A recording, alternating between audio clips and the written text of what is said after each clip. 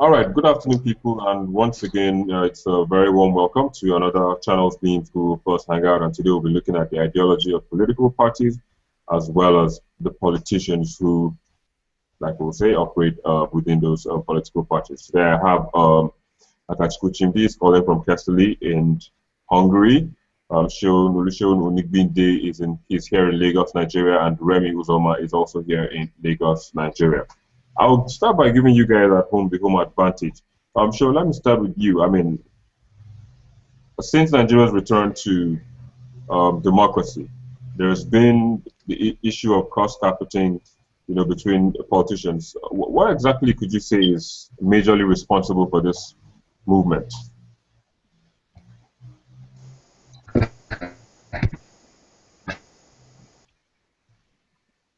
Oh, all right. Seems like we've lost show. Remy, are you there?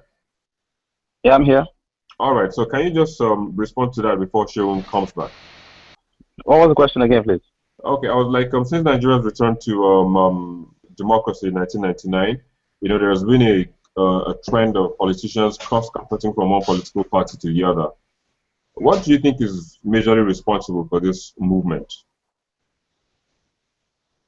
Well, thank you very much for the opportunity to talk a little bit about these issues. You see, since Nigeria's independence, it's been more like the same set of people on stage. You know, it's been the same set of people. If it's not the same set of people, it's the same set of people coordinating things and running stuff from the same old thing. So if crossing from one political party to the other, we can't expect anything better. That's just been it. And I would say that if the intentions of our politicians in the country are somewhat genuine, I would say the word genuine because their actions will reflect on the way things are being done in their locality, and the only time you see people rally around them genuinely is during political parties, at their political campaigns, preparations for election, their big day. And once that is done, everything goes back to normal. It's as if that's that's the only thing that has to do with elections in Nigeria. Anything that has to do with political, getting people what they want in Nigeria. That's the only time you see genuinely politicians responding to the needs of the people, try to, let them understand that they're on their side. And once that elections are over, everybody goes back to status quo. Things goes back to normal. No change, nothing whatsoever. So the migration from one political party to the other, basically, has just been, I would say, it's just for a selfish interest. That's my take on it. All right, Remy, selfish interest. That's where you put yours. Sean, let's come to you now. We just we're trying to look at why politicians have been cross-carpeting since Nigeria's return, from military rule. But what's your own take?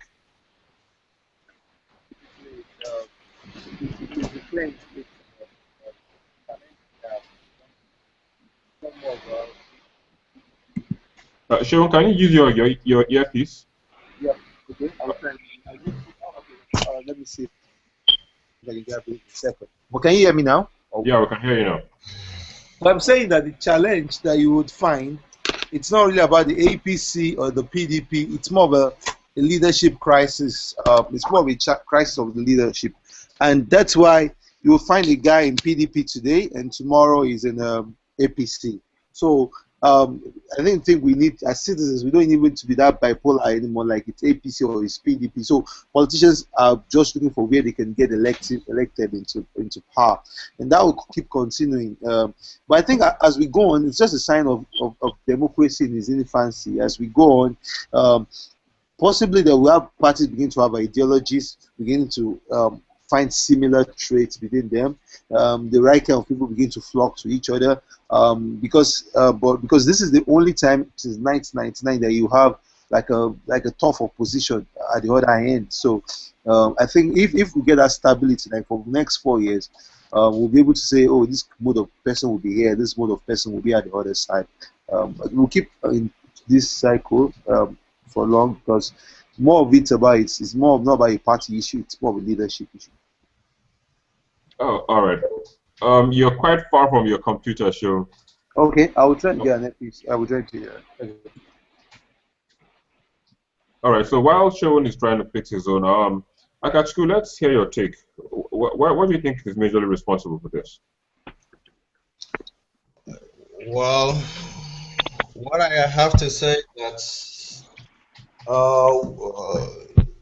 politicians crossing from one party to another, to me, is something. Hello? Go ahead. I can hear you.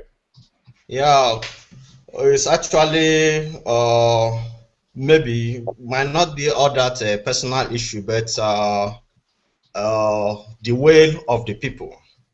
Why I may say is that it depends on, because when a politician tends to cross a political party, first of all, he has his followers, he has his constituents, he has a lot of cronies which he consults before he takes that decision. So coming to my own view from the elections we have had so far from Ekiti State and that of Osun State, will also speak for you or for us that election or candidate cross-carpeting does no longer matters this time around. The electorates are now looking at the quality of candidate being fielded by a political party. So in that situation, from taking an example from what happens in Ekiti State, we can know, we also saw how the former governor won the incumbent. It didn't matter the political party, whether he was in APC or he was in PDP, but the people spoke their mind with their voice. So it didn't matter if he was in APC or he was not in APC, or in PDP or not in PDP. Then coming also to a similar situation in Osun State, we also saw even the power of incumbency. The incumbent won because he was marketable. He was the man of the people. His ideology must have cashed the people, and definitely he was returned.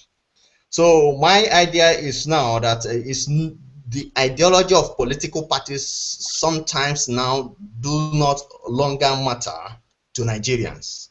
And that is a kudos to the electorates. They are going exactly to vote in the right person in the right position.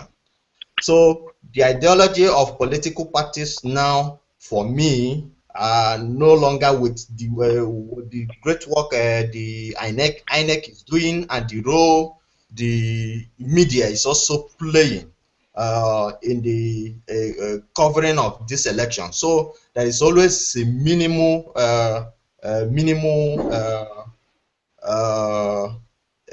chances of electoral fraud or election rigging. Thank you. Okay, I got you, just like you said. But Remy, let me come to you again. Now, looking at the fact, Remy, are you there? I'm here. All right. Looking at the fact that Nigeria is copying its system of government, or even copying democracy from Western countries, I don't know, like the US, you don't see this happening. That's the point. Yeah. That's So the point. what exactly is the difference? You don't see this happen. Like I keep saying, my take is just selfish interest. You're looking for where you're gonna get it happen for you, and probably if a politician A is in a party A, and things are not really going the way he or she feels it should be going, the next thing is thinking, let me go to where I can get elected as so and so and so. That is the selfish interest. It's about me being elected. It's not about the people. Because if it's an intention of the people, your reputation will speak for you. If you're in a party that is not of high standard, if you have a reputation and people are willing to vote for you. It doesn't matter where you pitch your tent. If you say you're pitching your tent here to run for probably a governorship position or whatever electoral position, political aspirations you might have, you're trying to run for, it won't matter because it's not of your own interest. But the issue we have with our politicians in Nigeria is that everybody is about their pocket. Everybody is about their pocket. They want to know, okay, where would this happen for me? That's why I want to move to this area. If I get there and it's not working that way, I'll run back to another side and try and see if they can take me in. If they take me in here, then I'll try to. That's the motivation. The people, the Western countries that we base our, and we try to emulate the democracy from. You don't see them moving up and down. How many times have you seen, for example, America, for example? How many times have you seen politicians jumping from being Republican to Democrat every now and then? They are in one political party. They tend to put their foot in that place and make it work. Their ideology as a party, they push it forward. Their motivation and whatever it is that the party's orientations might be, everybody in that party is trying to push it forward. Fine, they might have their own interest as well, but it's not so overwhelming like we have back in Africa, like we have back in Nigeria, like here in Nigeria. That's the problem we're having. So it's not like that. If we want to emulate something, let's just copy it completely. Take away selfish interest from this issue, and things will get better. Okay, I hope things do get better. But Sharon, let me come to you. Remy is saying selfishness, and Akachukwu is actually talking about politicians actually running or being voted based on their popularity. Do you think we don't need political parties? Do you think we're ripe for this independent candidacy? So to speak. Maybe that's a way to go for independent candidacy. Maybe we're ripe for it. Like I have tried to make clear that this is in the evolution of our democratic process. We'll come to a point in time where we'll have more stability, where we'll have more of a case of ideology. But right now, basically, those who will still have in power right now are not. Most of them are not still governed by ideology or government. They're just looking for where is the nearest route for me to get into power. Now, what they do when they get into power is left to them, and it's left to us to keep vigilance.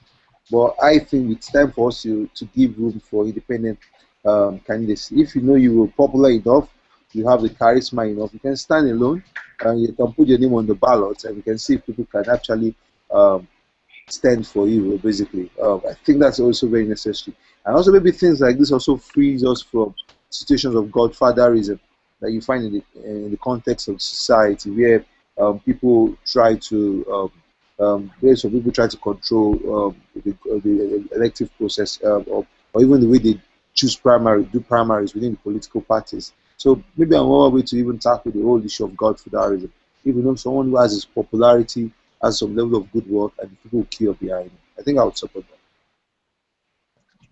All right. So in terms of looking at how other, because even like we had a situation where a political party actually called an African leader and asked him to resign. Do you see that happening in Nigeria? I mean, how soon do you see that happening in Nigeria?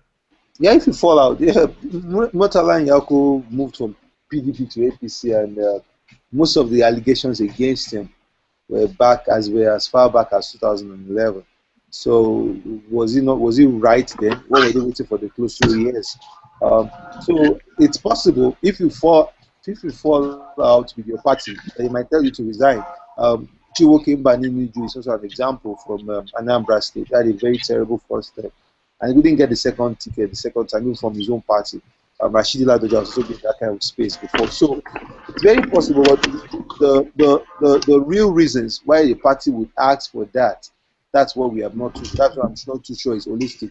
Sometimes it's maybe it's not certainly the godfathers. Maybe it might not even be on the basis of competence, because the way party structure that's still wired currently, it still reeks of patronage. It still doesn't reek of ideology. People committed to some setting of ideals. So if you say a party says the elected official should resign, you check the motive, you find that it possibly will still be something around patronage, or for him not doing enough for them.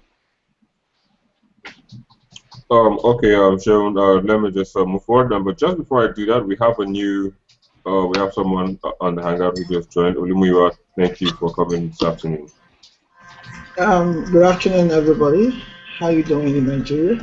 Uh, It's nice to be here again. all right, very well. So let me just keep you up to speed. We're looking at the ideology of Nigerian politicians as well as the political parties that operate here in this country. Remy, who spoke first, was actually to say that the cross-carpeting of politicians from one party to the other is based on their selfish interests.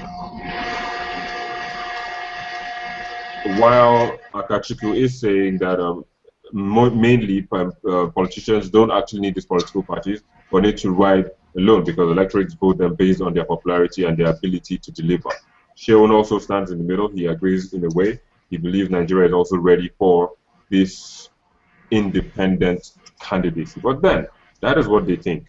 What do you think?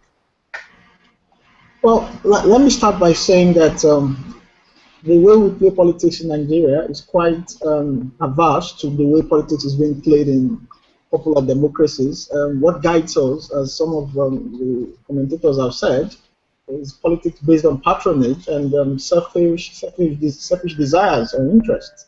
Nigerian politicians from the world have been issue are used to play politics according to what can bring naira and kobo into their pockets.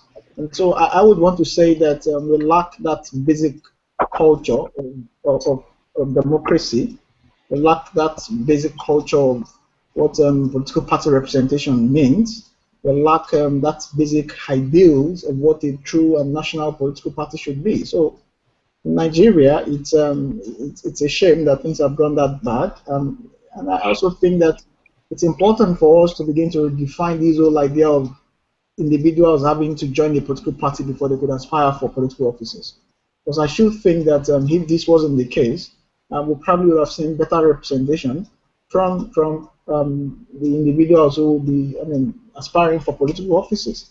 So I think that it's a major problem. I think that it's something that needs to be revisited. I agree in its entirety with some of the commentators who have said that we should experiment the idea of individual candidacy. I think it will do our democracy a lot of good. And I think it would, to a moderate extent, reduce this craze about godfatherism that seems to be the driving force of our political party process and our democracy of late. So my opinion is that yes, we should try and see if we can experiment. My major worry is the readiness of INEC and the ability of the electorate to be able to distinguish between candidate A, who is independent, and candidate B, who would also be independent. It might create some problems for the average electorate who probably doesn't know anything other than the symbol of a political party. But where we have adequate voter education, I think it's a venture worth experimenting. So my take on that would be that we should try and see how we can. Hello? Go ahead. Hello? I think, yeah, go ahead. I think Remy wants to respond to something you're saying. So once you're done, I'll come to him. So we should try and see if we can experiment that idea, but that cannot be done until there is adequate education of the electorate, so that it doesn't cause confusion in the election. All right, very well then. Remy, I'll come to you, but then just we have a chat box. You can indicate also in there if you have comments, maybe you have a response to what someone is saying. You can just put that in the comment box, and I'll get to you as soon as the person is done talking, so you don't disturb or distract someone while he's making his point. But then, so let me just give you that opportunity now. It seems you want to respond to some of the things Olumuyiwa said. Remy, go ahead.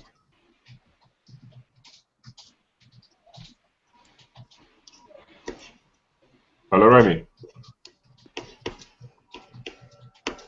Oh well, if Remy can't hear us, I think we need to move on. Akachukwu, let me just come to you. If you look at the fact that just some time ago, Thabo Mbeki was asked to resign by his political party. I mean, that in a way tells us that the political party supersedes the politician. But what do you think of it? Do you think that is possible in the context of Nigeria political parties and their politicians? Come again? You say who?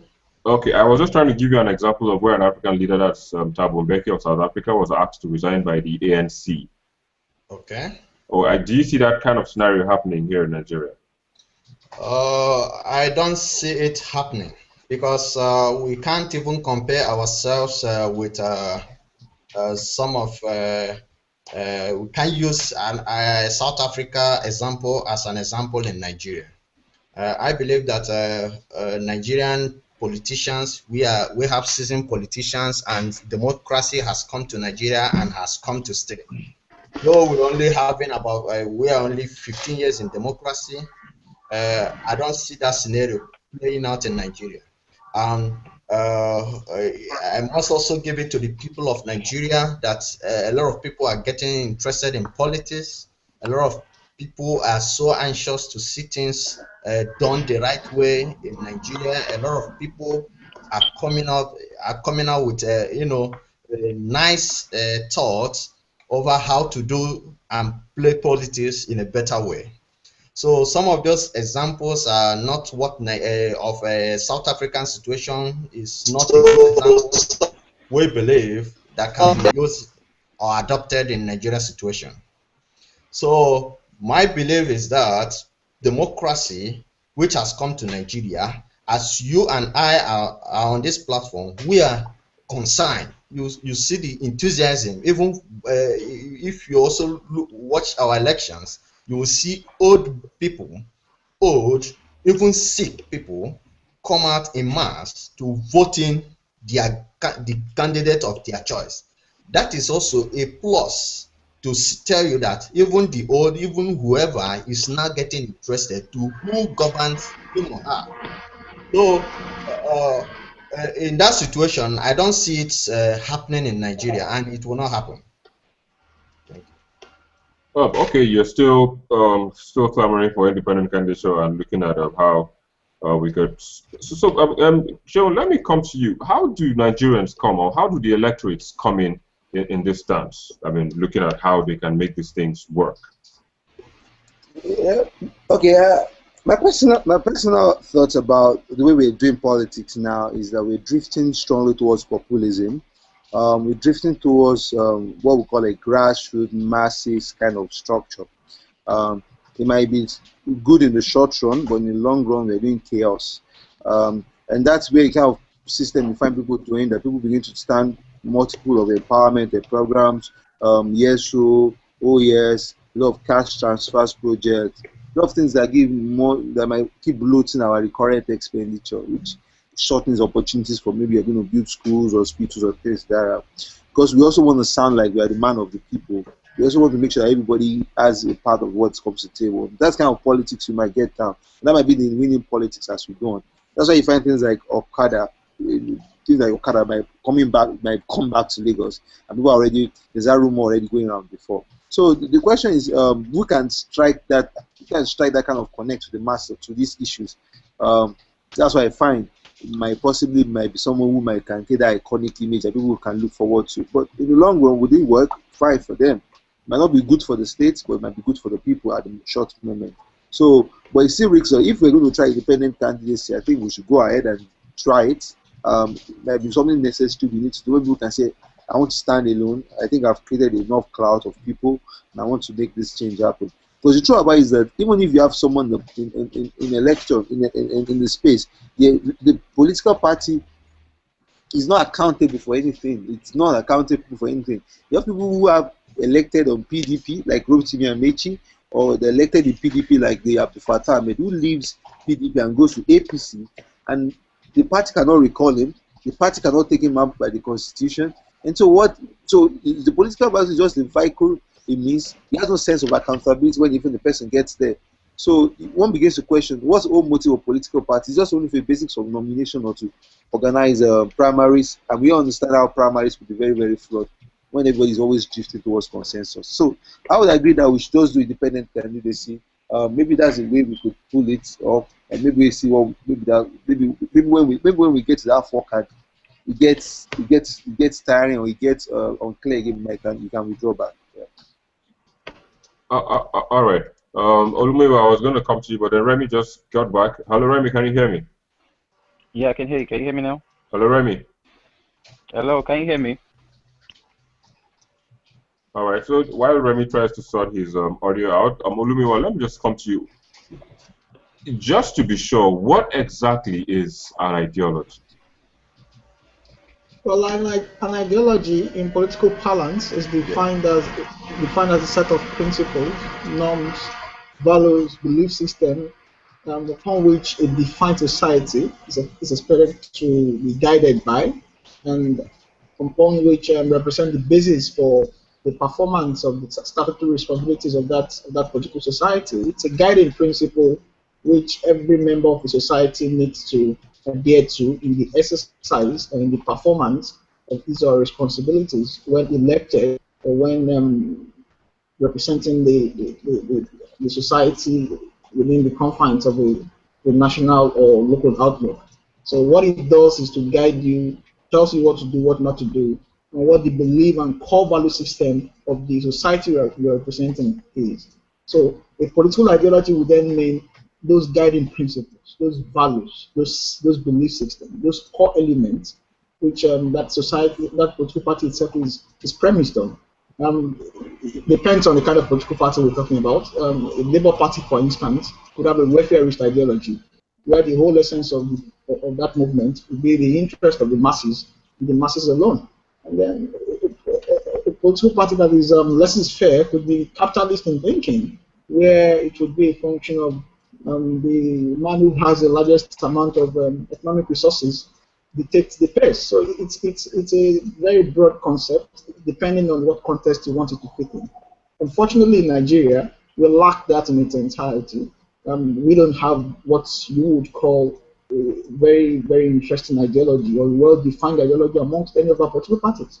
What you have is a mishmash of several people, several heads, and several opinions and several ideologies conflicting at one point or the other. So that's why you find people or individuals or politicians moving from one political party to another because there's no clear-cut ideology. There ain't any well spelled out policies or beliefs that they represent or which any political party represents. So it's a shame, but we have to do something about it. If we don't do something about it, we'll continue to live by it or live with it.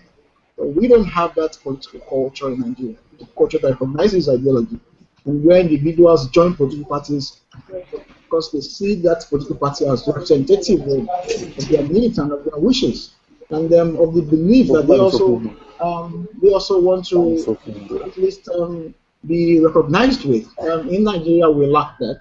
None of those, for instance, ruling parties that we have, take it from the People's Democratic Party, the All Progressives Congress, the Labour Party, all of them, none of them seem to have a clear-cut ideology with which or by which the masses or Nigerians can identify them with. That's why you'll be amazed that the political party that calls itself a Labour Party is anti-Labour in its policies. It cannot even pay 18,000 naira minimum wage.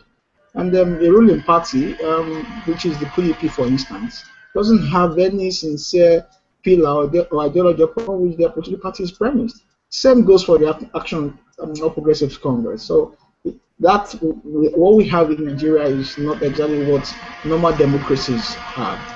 In Britain, for instance, you have the Conservative Party, you have the Labour Party, you have the Liberal Democrats. These are parties who have been able to outlive generations, and they are guided by those principles that the founding members or founding fathers of those political parties have laid down. But we don't have that in Nigeria. And it's a function of the society that it's decaying in itself. So we need to fix that. We need to look at that to get our democracy right. All right. So so let me come back to you again. You know, the issue of money has actually played a role in Nigerian politics. Yeah. So how do you see this playing out? I mean, in the long run, because if now people look at all these things, looking at what happened in Ekiti, where people are termed the stomach infrastructure, so to speak, you know, how does this play? Because if a political party decides to use its economic power to secure votes, I mean, I don't know if that is viable, if that is allowed in this kind of situation. Well, again, you have to ask yourself this question: what kind of electorate do we have in Nigeria? We have an electorate that have been impoverished over a long period of time. And the politics we play in Nigeria is akin to what Francois Bayat identified as the politics of the belly. Politics of the belly means the more money you have, the more votes you command. So votes, all of a sudden in Nigeria, have gone for sale. And because the society is so impoverished, because the people are struggling to have three basic square meals a day, moderate square meals, because the ruling party and all other political parties that have at one time or the other occupied the seat of power have further impoverished the people. It becomes so easy for these political gladiators to then entice people with money to get their votes. What you have playing out presently in Nigeria is a direct reflection of what that society represents, and we must get something clear. Deliberately, and I repeat, very deliberately, those who have occupied the seat of power in Nigeria, and those who are presently occupying the seat of power in Nigeria, are deliberately making the people poorer. And the more poverty you have pervasive in the society, the easier it becomes for this capitalist and this cabal who have been holding Nigerians to ransom to continue to dangle 1,000 naira notes at you on the day of election, because they do know that for you to get 1,000 naira note outside the day of election, you probably would sweat. So it's a deliberate way of further ensuring that the average Nigerian on the street, or the average citizen on the street, will have the resources to take care of himself. So much so that when that happens, it becomes so easier for them to then beat them with whatever they think would make these ordinary Nigerians happy. And unfortunately, again, we do say in politics, the people all over the world, it is their right, it is their responsibility to decide those who govern them. And if they choose to sell their votes for peanuts, then it means those are the kind of leaders they deserve. We have not been able to effect that change in Nigeria because an average Nigerian is so reluctant to change. An average Nigerian is conservative. An average Nigerian is self-loving. An average Nigerian is not nationalistic. An average Nigerian is not patriotic.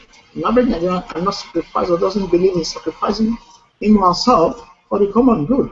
And when you have a society that is so self-centered, when you have a society that is society that is so reluctant and so unwilling or yielding to change or changes, it becomes so easy for this cabal to continue to dominate their political lives the way they've been doing in Nigeria over the years. We would continue to have that until such a time that the people think deep down and decide to take a bold step to reject this misnomer. It's an aberration that shouldn't be allowed to happen. When you have politics based on commodities or bags of rice, bags of beans, fufu, and all the other likes, it's going to continue to bastardize our democracy and weaken the very structure we should have served as pillars of democracy. And until the citizens do the right thing by sensitizing themselves and realizing that they do not have to mortgage their future, it will be a cycle we continue to repeat. All right. So Sharon, just I knew you were going to say something before Olumide cutting, but just before I come to you, I see you guys who are watching on YouTube. You can also join this conversation. Just send your comments using the hashtag political ideology, and we'll take a look at them and listen to and see how those on the Hangout react to them. So Sharon, you were going to say something. What exactly do you think about this this money influencing political situation in the country? Basically, if it's a first question is a question of the electorate that we have. We have to agree that sometimes the challenge of the country is not only about the supply. When I mean the supply, I mean people at the top. It's about those who are supposed to demand better services. And if you don't have a sophisticated electorate, they can be pushed around with financial inducement, and that's what we get. But we must also not take away the fact that beyond that, you need a certain level of popularity also to even still get these political offices. So you have that Fayose started with a lot of rice distribution in Ekiti. APC also went to that mode. In Osun State, APC also shared a lot of goods also. So we begin to how we begin to define electorate in that way, and that's why it's these days like that. Why I made my own point first clear is that populism is really critical. It's driving the way we respond to things in the country right now.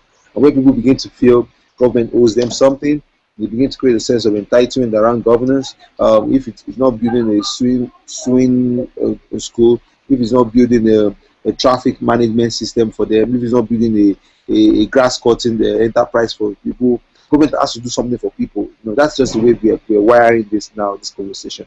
And so financial inducements will always be there. I don't think we'll have to take that away. One thing we'll have to agree is just that the middle belt of society, the elected, the intelligentsia, or the intelligent space of society, has to be the one to continuously educate those at the grassroots of why you should not take this inducement, and why even your work does not end when you elect officials. Internal vigilance throughout when they're in power is also very, very key. I think that's all we can do right now, to just keep enlightening people about how much you get and how much the guy who is going to power is going to finally get. And maybe we can strike some chord in them and make some changes. Yeah. All right, sure. So, Akachukwu, let me just come to you now. If you look at the fact that Nigeria is borrowing its form of democracy, its form of a system of government from the United States, and then we're very, very far apart. Akachukwu, how do you see us catching up with the United States, their own political structure? Yeah, this is a question that will be answered in long run, because as a matter of fact, the mistake most of us do is to compare ourselves with United States. Although I listen to comment people make, they say this is done over here in United States, but in Nigeria, why is not working? Why is it not working? If you look at United States is over 400 and something years, and they have practiced democracy for over 400 and something years, where Nigeria's democracy is only about 15 years. So considering the time, the wasted, let me say the years of military dictatorship, Nigeria has lost that. So, and 15 years democracy, to me, I don't see Nigeria is doing very, very bad. They are not doing bad at all in that regards, but there are all rooms for improvement. So what I'm saying is that the main point is that we cannot compare ourselves with United States. And there is no way we can continue to compare ourselves with United States. When we continue to do that, I think we are not being fair to this comparing a 15-year-old boy with a over 400 and something years man. There is no way you can compare that. But we can improve on our ability. We can improve on the little strengths, considering our background, our political, religion, and ethnic diversity. We have to factor those things in to know exactly what is good for us, not what is obtainable in the West. So as we continue to say that we borrowed it from them, but we can borrow, yes, it's a good idea we have borrowed democracy, but we have to also do a system of government that will suit our own situation in Nigeria. So what are these things? Are we comparing ourselves in terms of infrastructures, basic amenity? Are we comparing? Can you compare roads of Americas to that of Nigeria? Are you comparing the electricity? Are you comparing the health system? There is no basis to compare the two. Are you talking about the literacy level? Then there is no point to for us, because if we continue to compare ourselves with those things, I don't think we are being fair to Nigeria. But that does not mean that Nigeria does not have potential to meet up, because we are blessed with abundant resources, which can as well help us to get to some extent where people, when they come in from the West or from Europe here, they can see that, oh, Nigeria with its wealth have been able to do that. Let's look at about some of the countries that were also listed among developing countries with Nigeria, like Brazil and Singapore and some other countries. They have gone far more than Nigeria. But we know our problem. and we know all those things. By the time we have not addressed the basic amenity, which are the road, the electricity, the health system, and those things, and good quality education, because you cannot compare you cannot be telling me that you can compare Americans, which almost everybody has access to education to a university level, where in Nigeria we only have to a secondary level, where vast majority don't even have means to go to school. So it's already a problem. These are a grassroots problem which we need to sensitize our people. We have to reorientate them, and attitudinal change should also be a watch for them. So for me, what we need is to leave the issue of United States and concentrate to our own problem. Frank. Hello. Go on. I think we have a new caller. We'll get to him. Welcome to the hangout. I will come back to you just in a minute. Yeah, so Akachukwu, go on. Sorry for that distraction. So what we need now is to close our eyes to comparing people, competition, come back.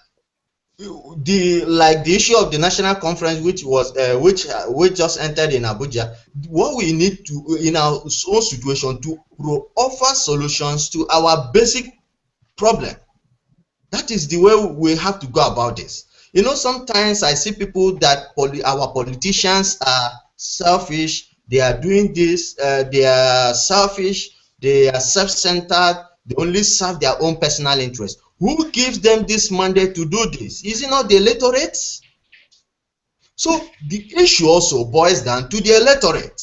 It's not about a selfish leader, because even if a selfish leader goes this, once the people are sensitized, once they are reorientated, once they are informed, once there is an attitudinal change, any politicians that double cross any people will always elect those who are credible, who are sellable, who can deliver on their mandate to the people. These are what we have to be looking at. Those our people, you and me, go to the poll and elect leaders which we know that will correct our that can deliver to the people. Thank you. All right, Akachukwu, just while you were talking, Sean was actually nodding his head. So I don't know if it's in concurrence or otherwise, but then Sean, I'll give you the opportunity to reply what it is that made you giggle. But just before we do that, we have a new caller, EQ'd Cap. Good afternoon. Good afternoon. Yeah, is that your real? Okay, yeah, is that your real name? What exactly is your real name, sir? My name is Lawrence Latif. EQ'd Okay. is my company name. Okay, Lawrence Latif. All right, thank you for joining. Where are you calling from? Calling from Liverpool, New York, United States. Oh, okay, awesome. So let me just keep you up to speed. We're looking at the political parties in Nigeria, as well as the politicians, and we're looking at the ideology on which they are all premised on and operate upon. But then I'll get back to you to get your comment. We also have Sonny Kiri. Sonny, good afternoon, and welcome to the Hangout. Afternoon, Mr. Victor. Thank you very much. Sonny is in Dubai, for those who don't know him. So, Sean, let me come to you now. What exactly was it that made you giggle while Akachukwu was making his... Your mic is mute. Can you unmute it? Okay, so what my point really was... Sorry? Go ahead. Go ahead. My point really was about us comparing ourselves to America. It's a long run. It's a long haul from America. America has been a democracy, representative democracy since independence, 1776. We are just here going through these convulsions, and these are our faulty republic. So how we want? I don't think we'll get to that perfect state yet. And like I said, we still have people. We still have a lot of challenge. Sometimes have to do with years of military regime. Sometimes when you criticize government, you demand for accountability. It's like you're part of the opposition. We still have those challenges about politicians don't, political parties don't have ideologies. or because everything is still woven around patronage system. You have situations of lack of core institutions. You don't get to sit down here, Barack Obama convening a meeting about awarding contracts for roads, for bridges. You don't get to put some of things like that in news, or he wants to flag off. Some people are begging him to contest. You don't hear things like that. Those are signs of matured democracy. You don't even yet get to find out who is even the electoral chairman of the United States of America when they're having an election. So it also still reeks of there's a systematic structure in place that works because there's a strong respect for institutions. But here, the problem we have is politicians still control institutions. So you have a free and fair election, and the glory and the praise will still go back to the president. Why would he go back to the president? Because everybody feels if he commands soldiers to rig elections, it's a possibility. So as long as we must understand that it's a long run of a cycle, it's more about how we begin to demand more from these people to understand that this is where your limits stop. You're not in an autocratic system. You're not in a feudal system. This is a democratic system that you need to respect the rule of law. You need to respect the right for citizens to know. You need to respect liberty. And if we put that at the forefront, if we put that in the if we put that in the forefront, I think we will be able to get better results. So that's just my own point. Yeah. All right. Basically, what you're talking about is we need to have strong institutions rather than stronger politicians. Yeah, definitely. Yeah. All right. Yeah.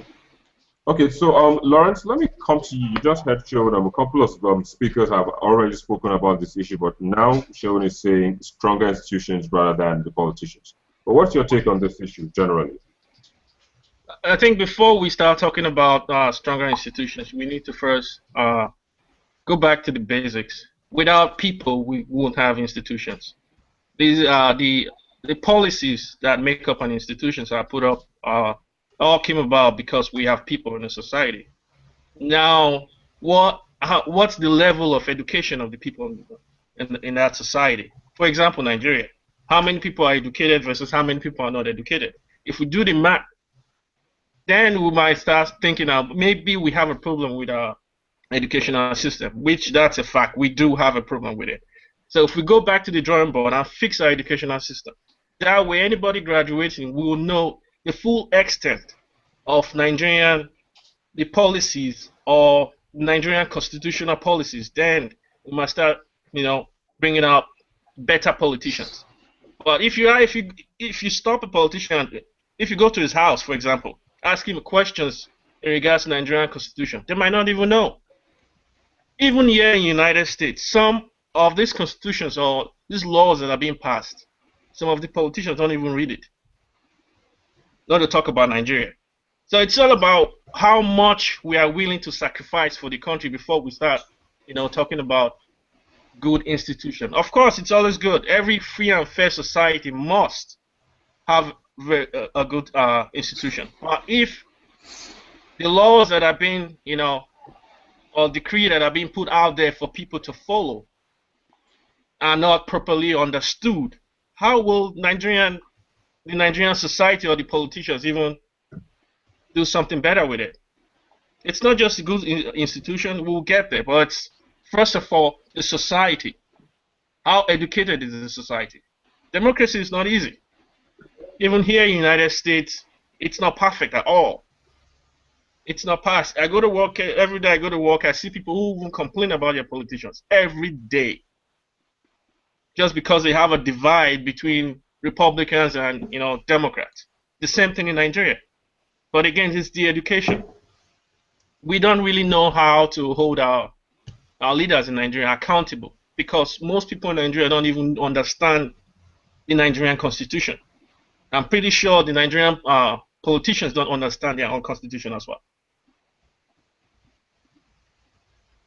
All right, Lawrence, I hope they do understand it soon and make the right decisions or the informed decisions for the Nigerian people or the electorate. Sonny, I'll come to you. You're just joining.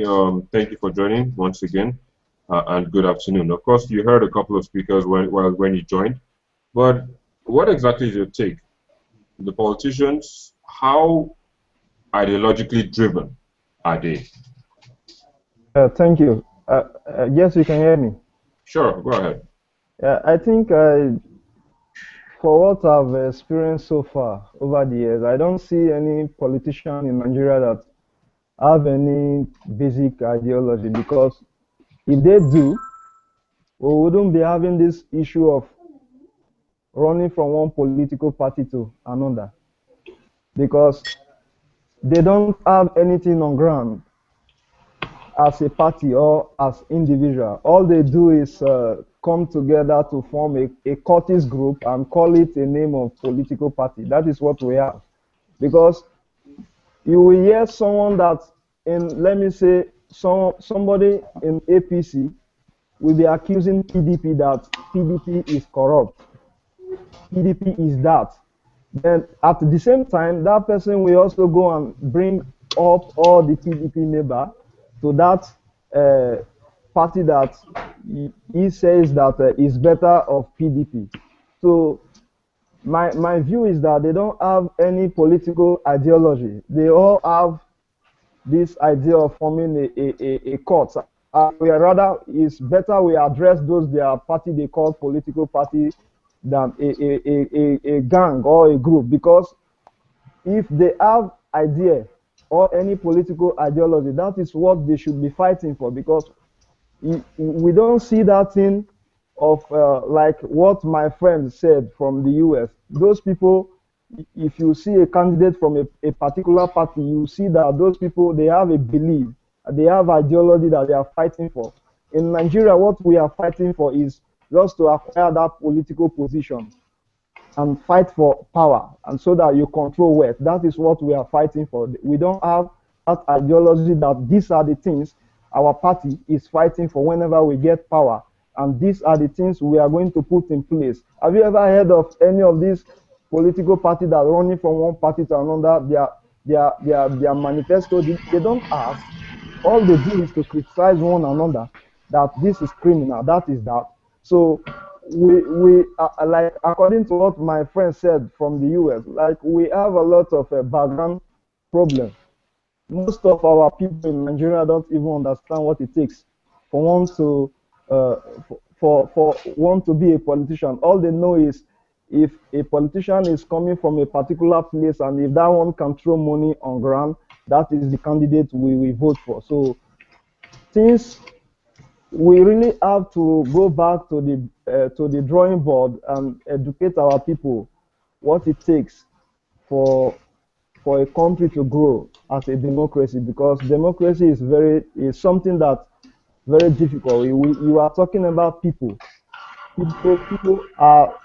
People are kind of difficult. So therefore, they have to understand the basis of democracy and that of the citizen. We have to really educate our citizen in terms of democracy and all anything concerning it, because right now we lack that education of uh, of politics, and we don't get everything in place. We are getting everything wrong. So I believe if we can go back to the drawing board and educate our citizens what it takes and how our democracy can move forward, I think we will get a better result than the kind of gangs we have in the country that parading themselves as political leaders. Thank you.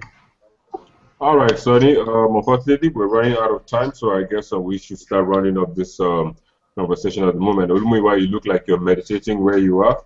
Well, we're rounding up, so I guess you can continue with your meditation a bit later.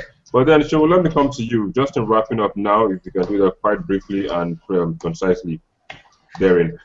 What is the way forward? Show, can you hear me? All right, let me come to you. What do you think is the way forward? Well, in summary, I think the bulk of the whole issue rests on the table of Nigerians. Nigerians must wake up to their responsibilities. They must make everything, or do everything humanly possible to make this democracy work. They reserve the right to elect candidates that they think or feel can represent their interest into power. And they mustn't, for whatever reason, irrespective of how so financially bankrupt they are, they mustn't, for whatever reason, sell their votes. It remains the only thing they have, remains the only power they got to effect the change. And at every point in time, that political sovereignty must be respected. That right of the people, the right of the people to decide who will govern them, should remain sacrosanct. So for Nigerians, I want to implore them to continue to live up to their expectations as normal citizens, and then protect their votes. Do not sell their votes. Be wise when making decisions, and shun whatever is going wrong financially with them when they're voting, and do the right thing, but making sure that they don't sell their votes. Because once you mortgage your votes, once you sell your votes, you have sold your future for under 4 years. So the way forward and the way forward simply rests with Nigerians. And INEC can also do a bit out of this whole charade by educating the masses and giving them proper orientation for the electorate so that people can know how powerful their votes are. Not until we get that right, I'm afraid we might not be moving forward as a nation. All right, thank you for the statement. Lawrence Latif, yeah. Well, just in rounding up also, what do you think is the way forward? I think Nigerian politicians should see politics as a selfless service, helping to help the community, not as an investment. Because if I invest in anything, spend money to do something, I'll definitely be expecting a return for it. So that's what we're seeing in Nigeria. Not until they start truly thinking about helping the masses, it's gonna be difficult. All right, I got you. Yo, as they say that ideology is a set of opinion or a belief of a group or an individual. I believe Nigerian politicians should even tell Nigerians what their ideologies are. They should sensitize them. They should reorientate them. They should at least make their ideology known to the Nigerian masses than a mere propaganda. Because Nigeria buy into more propaganda than even ideology. So let them be sensitized, as I said. Let there be reorientation, and let our politicians avoid rabble-rousing politics. Thank you. All right. All right, guys. Thank you for joining this hangout again. As usual, it's a Channels Beams Google Plus hangout, and today we looked at the ideologies of politicians as well as political parties in Nigeria. We had Akachukwu Chimdi, who was calling from Kestele in Hungary. Lawrence Latif is in Liverpool, New York, in the United States of America. Olumuyiwa Mao is in Dunedin in New Zealand, and Sonny Kiri is in Dubai in the United Arab Emirates. Sonny, do you have a closing statement? We didn't get yours, actually. Oh, well, he can't hear us, so I guess this is where we end today's broadcast and today's hangout. Thank you once again for joining, and so we see you once more next week, same time.